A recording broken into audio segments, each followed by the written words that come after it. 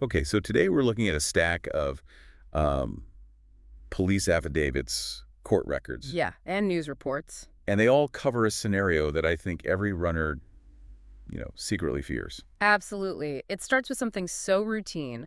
A 4:20 a.m. run in Memphis, Tennessee. Something thousands of people do. Yeah. And it just shatters. It ends with an entire community terrified and really some big questions about the justice system. It's a heavy one for sure. We're unpacking the abduction and murder of Eliza Fletcher. So for this deep dive, our mission is to trace that timeline, right? Because from what I've read, it moved incredibly fast. Incredibly fast. We'll look at the forensic evidence that just cracked the case wide open, and then, well, the really tough part. The systemic failure that may have allowed this to happen in the first place. Exactly. So let's start with the victim, Eliza Fletcher.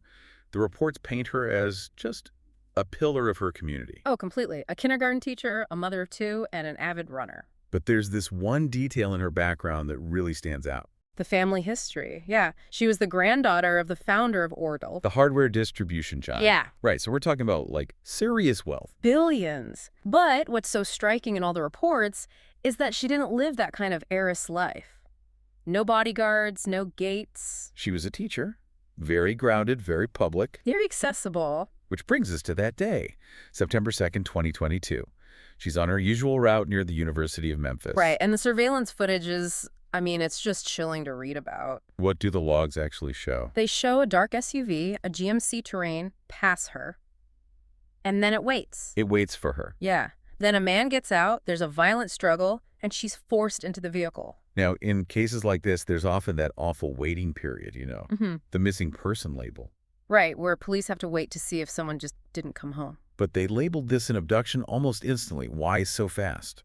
The evidence at the scene was just undeniable. They found her phone, it was smashed, her water bottle. But the real breakthrough, the thing that cracked the whole case, was a pair of Champion slide sandals left behind. And that's where the tech comes in. Exactly, because of the DNA on those sandals. Yeah. So they ran it through CODIS. These ran it through CODIS, the national database, and they got a hit. Instantly. Wow. It pointed straight to a man named Cleotha Pookie Abston. So they had a name within, what, just a day or two? Just days. But that's the key, right? If he's in the database for a quick hit like that. It means he's been in the system before. Oh, he hasn't just been in the system. His history it's like a mirror of this crime. It's disturbing. What do you mean? He was 38, and he had just been released from prison after serving 20 years of a 24-year sentence. 20 years? For what? For kidnapping. Back in 2000, he forced a Memphis lawyer into the trunk of a car at gunpoint. Unbelievable. The parallels are just... They're almost identical. It's the same MO. An offender with a specific method abducting targets into vehicles is released, and he does it again. So that's the part that is so hard to wrap your head around. The police work was fast, the DNA tech worked perfectly. Flawlessly. But he was on the street in the first place. And that became the core of the national debate this case sparked. This was never a whodunit. No, we knew who did it almost right away. Exactly.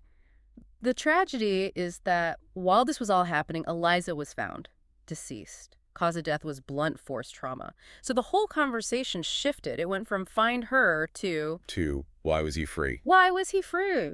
And that shook the running community to its core. You remember the Run for Eliza posts? They were everywhere. It felt massive. It was. It created what some sociologists call community trauma. It wasn't just about one woman anymore. It was the shattering of the idea that you are safe in your own neighborhood. It's a stark reminder. Ha.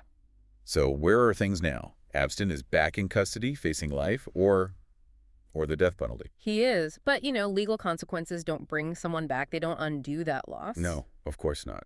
And I think that's the really provocative thought to leave you with today. We're always told that consistency and routine are good for us, right? Right, that a routine keeps you safe. But in a system where known violent predators can cycle back onto our streets, does that daily routine, that 4:20 a.m. run on the same route, just make you a more predictable target? It's a terrifying thought to have to sit with. We do want to end, of course, by remembering Eliza not just for this crime, but for the teacher and mother that she was. Thank you for joining us on this deep dive.